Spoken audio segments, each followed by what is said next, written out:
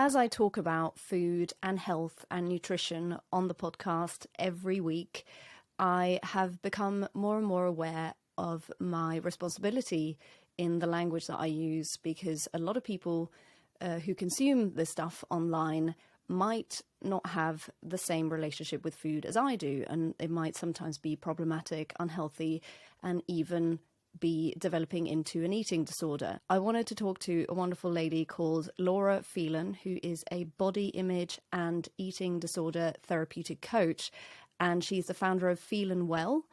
You can find her online at phelanwell.com. She's about to talk to me about how food bloggers can speak in the most helpful way about food, about the joy of cooking. I'm also talking to her about how people who may not have the best relationship with food all the time or with their bodies, how they can deal with all the food stuff that they see online, all the health stuff, all the talk about calories and protein and nutrition and workouts, how they can take the best stuff from that but continue to have a friendly, healthy and helpful relationship with their body. So please welcome to the podcast, Laura Phelan.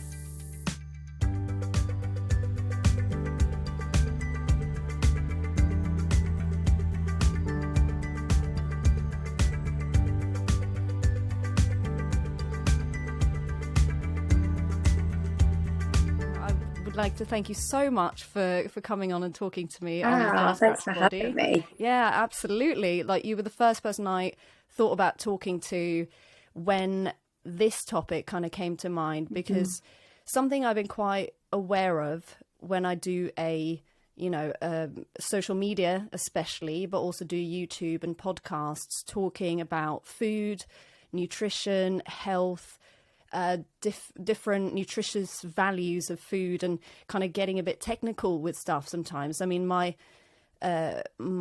reason for doing this is because I love cooking, and I kind of got into it because I was diagnosed with endometriosis.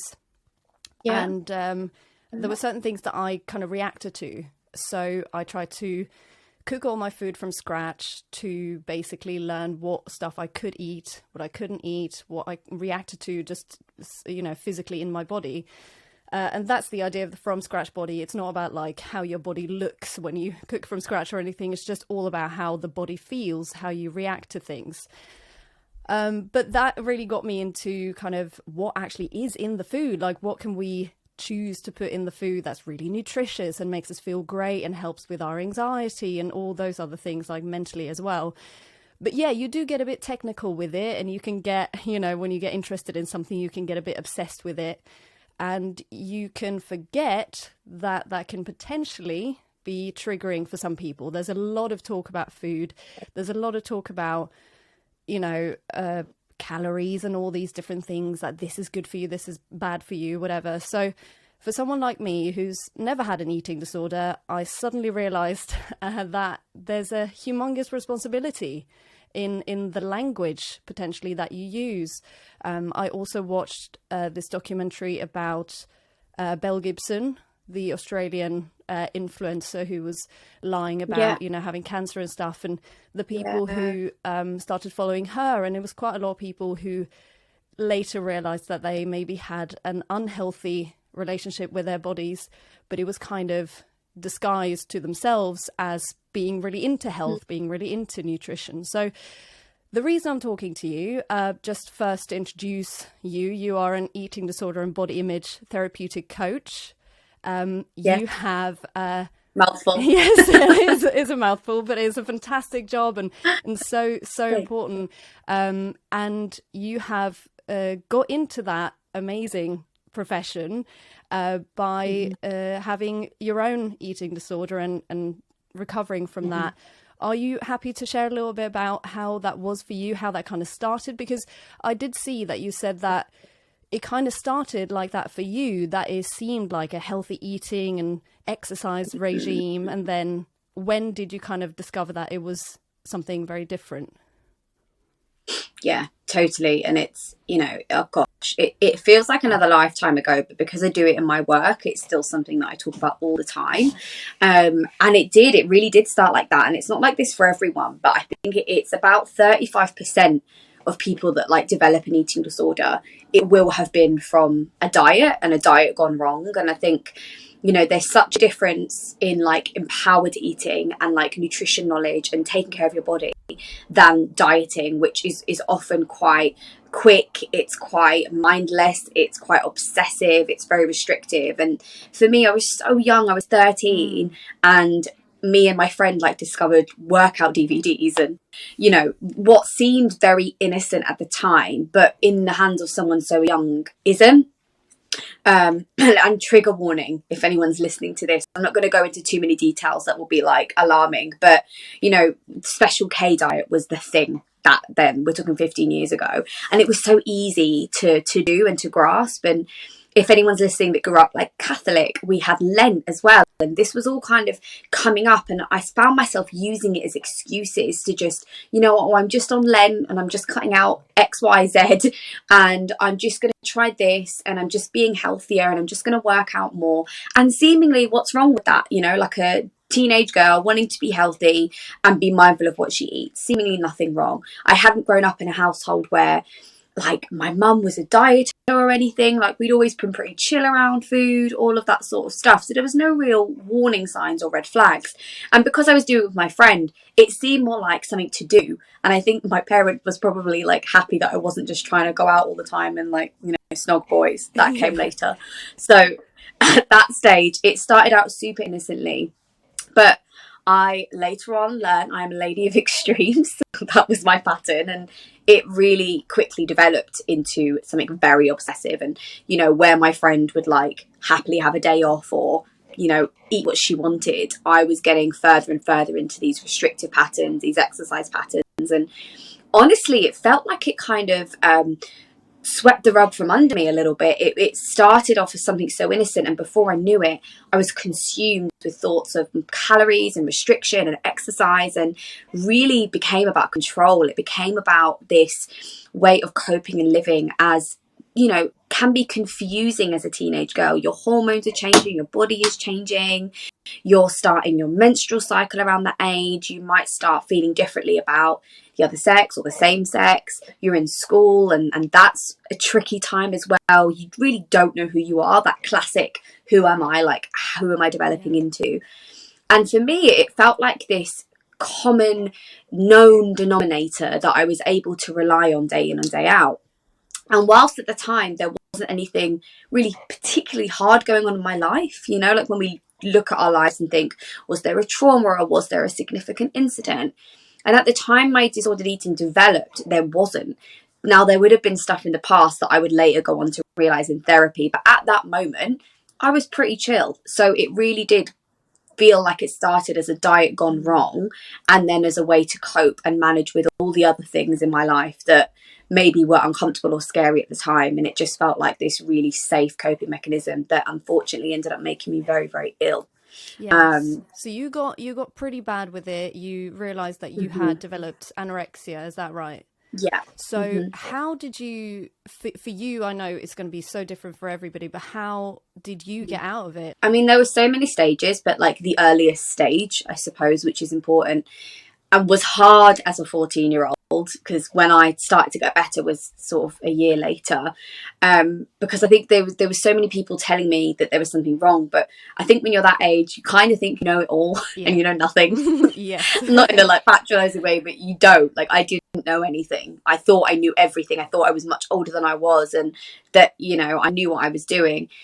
And I think it was when it started to really impact me mentally, and it started to impact the things that were quite normal to do, like go out with your friends, like be able to be present at school and engage in the things that you liked. I was being pulled out of school all the time. I was falling asleep. I was constantly freezing.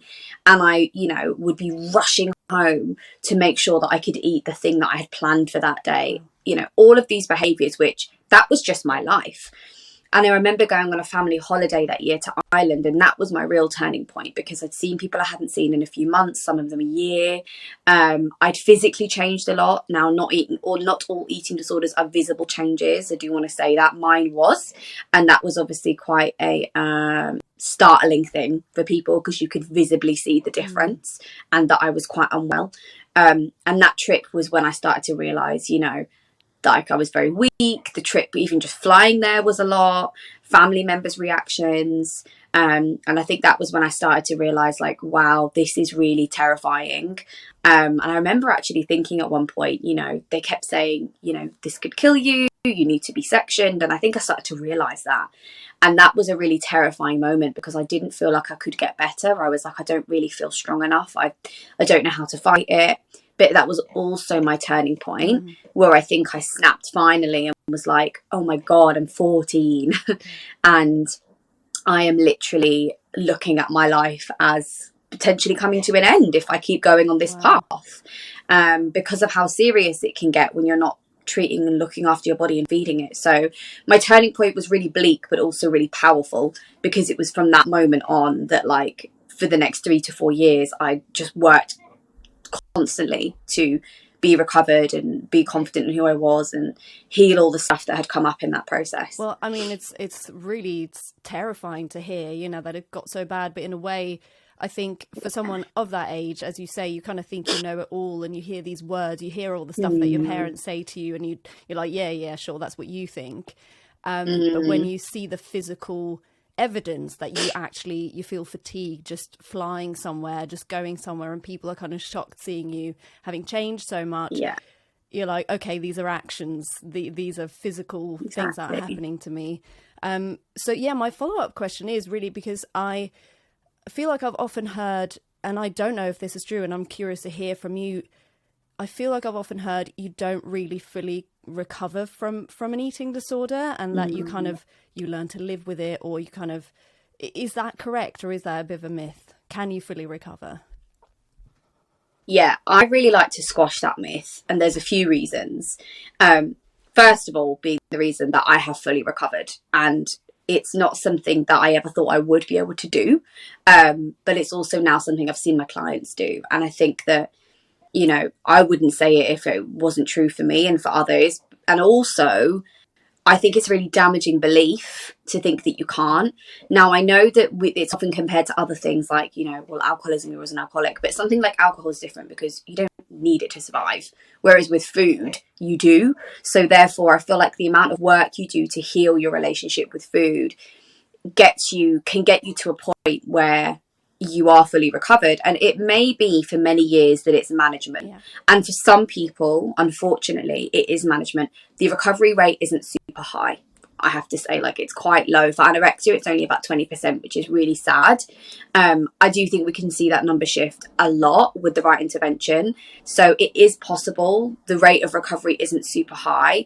But I always say to every single person that I see and come into contact with, like, why can't you be the 21% or in that 20%? Or there's nothing to say that they can't, because if, like, anyone can just do it if they keep going and they have the right tools. And that's what I've seen happen, and it's what I believe.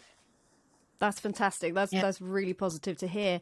And that's why I wanted to ask you, because to me, you know, it seems in every way that you've recovered and you are able to use your fantastic energy now to help other people, which is just the most amazing way to use what's happened to you. So Thank you. the two main questions that I want to look at for this, number one is for me as a food blogger, for people like me, what is it that we can do when we talk about food every week on social media? We share photos of food. And for me, I don't really share photos of myself, but some people do that too, you know, themselves with food and that kind of thing.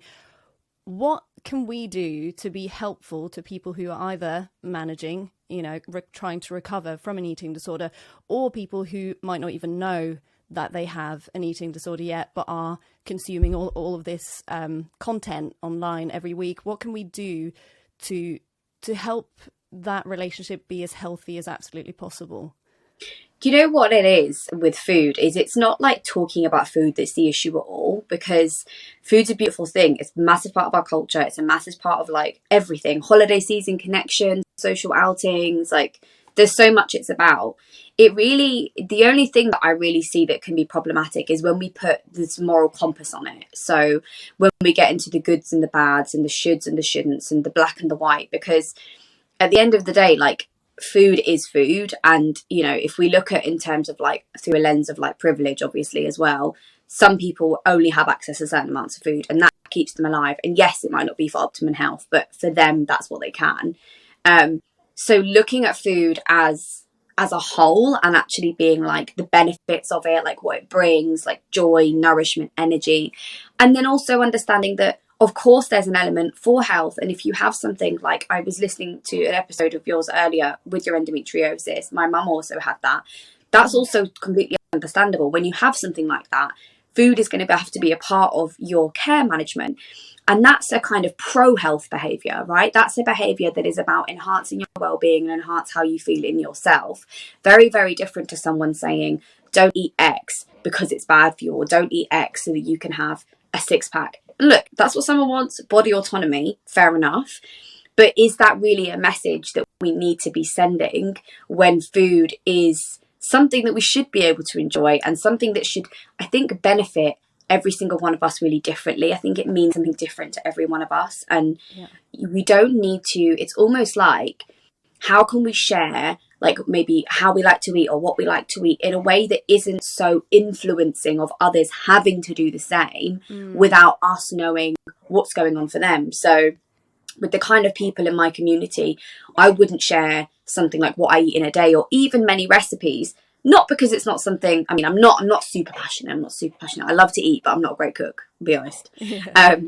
But I'd be conscious of those people going, oh, so I should eat what she's eating then, for example. Yes. But when it's quite fun, and I think when it's your thing and you're sharing it from your message and your stance, as long as it's not like everyone else should do as I do, then there really isn't too much problem with it. And I think it's important that individually we take responsibility for what our triggers are. And really it's about the work that we do together in ourselves and what we feel to manage those feelings, as well as the responsibility of those sharing. So there's like a two-prong approach, I think. Exactly. So that kind of leads me on to that side, the other question, which is people who are suffering from an eating disorder, or maybe have in one way or another a slightly unhealthy relationship with food, and can be triggered by a lot of things that they see and read. What is the best way, do you think? One size obviously doesn't fit all, and you can probably help people one-to-one, as a coach. But what would you say as some general advice to people to kind of deal with all of the stuff that comes, if they're getting a lot of like food and health stuff shown to them on social media, for instance? How can they manage that in the best way? So first of all, like, taking ownership of the fact that it is difficult for you, or maybe it is causing a trigger, and instead of looking at it and keep letting yourself get annoyed and wound up and obsessed in that loop, maybe just going, okay, I'm going to take a conscious step back, I'm going to unfollow those pages, I'm going to mute, I'm going to follow accounts that are feeling more aligned with me right now. Like, you are, your own boss in terms of, you don't need to look at those pages. And I think it's important that we ask ourselves, like, why am I looking? Like, what am I getting from it? Am I going on and going, ugh, hate that? Or am I going on and going, that makes me feel really bad? Would you let someone come into your house and talk about things that you really don't like or agree with, or that make you feel good? It's the same with social media, but it's also important that you don't go on other people's pages and expect them to cater to your every need. Like, that's where we really need to have individual responsibility around, but that's what their interests are. They don't need to be mine. I think that's a really, really important thing that we need to acknowledge more. Yes, absolutely. What I find often, that's kind of been one of the reasons, aside from the endometriosis and my own kind of journey with cooking, is that often on social media we do kind of go to extremes. Maybe a lot of people are kind of like you said, that you go to extremes sometimes, because a lot of accounts are all about the indulgence, and it's all about the naughty, food, and no food is naughty, but like that kind of thing, that where they just go for sort of the food porn kind of thing, where it's all about the sugar and the cream and the cheese and stuff, and they really go all in with that. Or you have the other side of it, where it's, showing pictures side by side, showing the different amounts of calories and stuff. And to me, I find that quite frustrating, because there's a whole area in the middle there where we can just kind of be excited about food and have different types of food and enjoy it, and share our joy for it. Exactly. Yeah, I think that's it. It's like, how can you share the joy? How can it not become about a this or that approach? And how can it also just be like each to their own? Yes. Yeah, exactly. Can you share just a little kind of taster of how you would work with somebody if they came to you and said, you know, for instance, if they say, you know, I think potentially I have orthorexia, you know, like an unhealthy, you know, where Yeah. it starts thinking about health and exercise, but it's gone to a point where it's actually maybe not healthy. How would you work with somebody like that?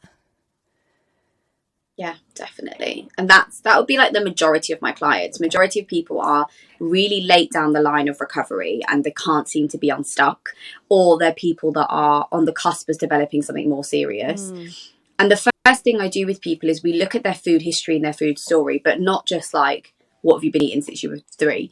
It's like, how have you felt about food your whole life? What were the messages that you got about food and your body? Because they align with each other. What were your parents' beliefs around foods? Like, what was the kind of food that was on the table for you? Like, some people had it abundantly, others didn't.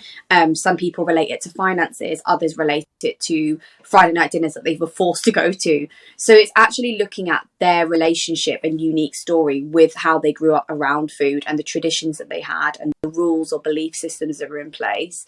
You know, if someone had a parent that was constantly dieting, it's very, very, very likely that they're going to have been impacted by that in some way. And that's no blame to parents. We're all doing our best with what we know. But that is something I would look at, because then it's like, okay, how do we start bringing you back into you and what you believe and what feels good for you, as opposed to how you've been brought up around food. And then we start looking at behavioral change in the belief work. So behavioral change is like, what are the things that you're doing that are maybe disordered or unhealthy or keeping you in these negative patterns, and what are the beliefs associated with those things? So what's the belief associated that you should only eat X, Y, and Z? How can we break free of that belief? And we do a lot of work kind of experimenting with pushing the boundaries of what they thought was normal and seeing how much better they feel. If someone comes to me and says, oh, you know, I have a really good relationship with food unless I like have to go out in the evening or whatever, that's something where I might question them and say, okay, so like, where is that causing an issue in your life? And they would say, you know, it's causing me to not be social. I miss out on events. I can't have fun with my friends. And that's where we'll look at, okay, so maybe that's something then that isn't so healthy and that we need to start tackling so that you can enjoy your life more. Yes, brilliant. I love that. So if people wanted to find you and talk to you and potentially have sessions with you, where can they find you? How do they approach you? Yeah, so on social media, it's This is Laura Phelan on Instagram. That's where you can find me. And my website is phelanwell.com. So that's my surname is Phelan. And I do a range of things. So one-to-one, longer programs, sort of one-off breakthrough sessions, and then group programs as well. So yeah, if it resonates, just send me a DM, send me an email, and we can have a chat. And I think it's so easy with this stuff to think, well, everyone feels funny around food and everyone has hang-ups about their body, but you really shouldn't have to, because it's really life limiting. So I would say that if you're listening and you resonate with anything we've said, I know it can feel really scary and uncomfortable, but you don't have to live like that. And I think that you can be empowered to take that decision if it feels right. I love that. I absolutely agree with that. I think Yeah. that we can all get to a point where it doesn't have to be complicated at all or painful. As you say, yes, we all have emotional connections with it, but it doesn't have to be a hindrance in your life. So definitely, I want to echo that. Contact Laura if you think that it might be worth having a conversation. And thank you so much, Laura, for talking to me. That's really, really helpful. And I hope it will be helpful to the listeners as well. Yeah. Thank you so much for having me. It was great to be here. Thank you.